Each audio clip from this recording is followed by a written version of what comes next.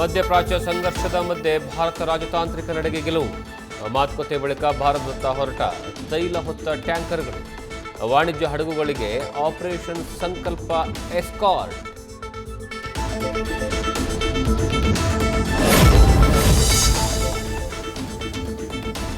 Gas ಟ್ರಬಲ್ನಿಂದ ಸಂಕಷ್ಟಕ್ಕೆ ಸಿಲುಕಿದ್ದ hotel ಉದ್ಯಮಕ್ಕೆ ರಿಲೀಫ್. ನಾಳೆಯಿಂದ ಶೇಕಡಾ 20% ಕಮರ್ಷಿಯಲ್ ಗ್ಯಾಸ್ ಪೂರೈಕೆ ಭರವಸೆ. ಯುದ್ಧದ ಎಫೆಕ್ಟ್ನಿಂದ ಮೊಟ್ಟೆಗಳ ಬೆಲೆಯಲ್ಲಿ ಭಾರೀ ಕುಸಿತ.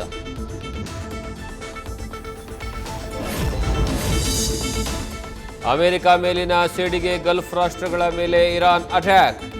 ದುಬೈ, ಬಗ್ದಾದ್, ಕುವೈತ್ನಲ್ಲಿ ಡ್ರೋನ್ ದಾಳಿ.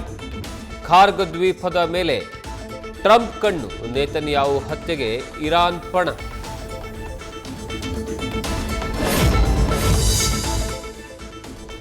ಪಂಚರಾಜ್ಯಗಳ ವಿಧಾನಸಭೆ ಕದನಕ್ಕೆ ಮುಹೂರ್ತ ಫಿಕ್ಸ್.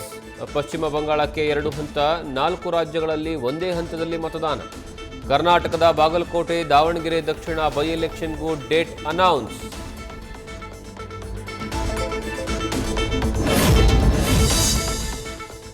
ಒಡಿಶಾ ರಾಜ್ಯಸಭೆ ಚುನಾವಣೆಯಲ್ಲಿ ಕುದುರೆ ವ್ಯಾಪಾರದ ಭೀತಿ. ಡಿಕೆಶಿ ಬಳಿ ಓಡಿ ಬಂದ ಕೈ ಶಾಸಕರಿಗೂ 5 ಕೋಟಿ ರೂಪಾಯಿ blank check offer.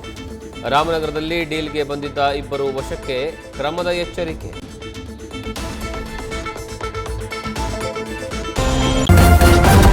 News first, ನಿರ್ಭೀತಿಯಿಂದ ನಿಮ್ಮ ಪರವಾಗಿ.